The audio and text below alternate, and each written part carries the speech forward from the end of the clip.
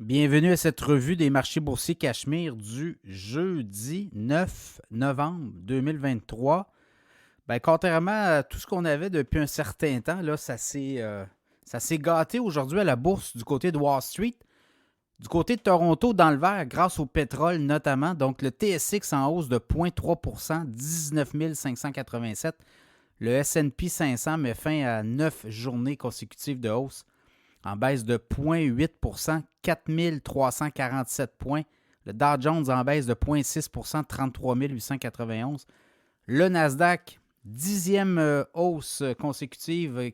On a mis fin à cette séquence aujourd'hui en baisse de 1 13 521.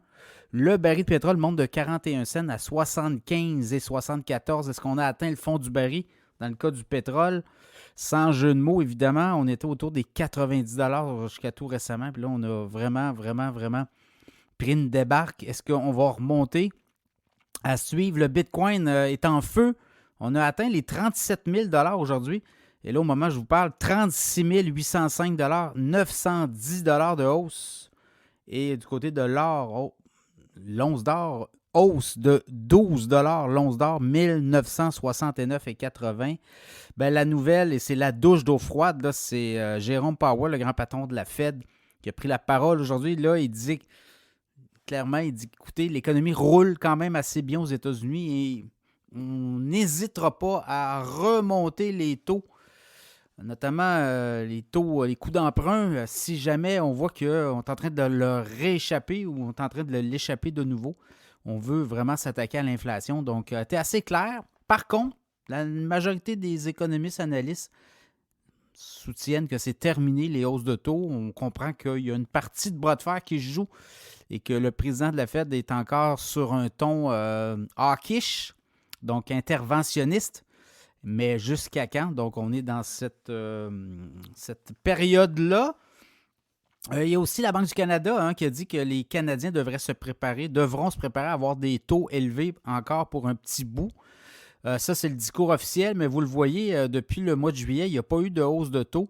En fait, il y avait eu une hausse de taux en juillet, mais août, septembre, octobre, pas de hausse de taux. Novembre, on va le voir. Décembre, il n'y en a pas de rencontre. Tout le moins, là, on va voir. Et après ça, c'est l'année 2024. Et par la suite, c'est des baisses de taux qui sont au menu du côté du Canada. Vous le voyez, on ne peut pas jouer les gros bras trop. Là. L'économie canadienne ne va pas très bien comparée à celle des États-Unis. Donc, dans ce contexte-là, à suivre.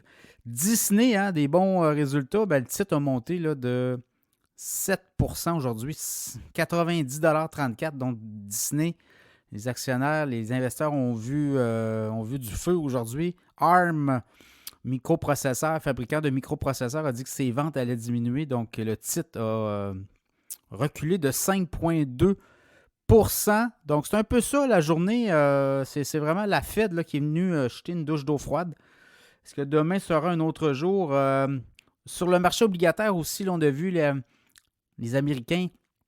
En fait, le gouvernement américain se finance là, ces temps-ci. Et c'est 74 milliards d'obligations qu'on a vendues cette semaine, qu'on a mis sur le marché. Donc, ça a donné un petit coup là, par le haut, comme on dit, au niveau obligataire. Les taux obligataires 10 ans. Mais est-ce que demain sera un autre jour? Assurément.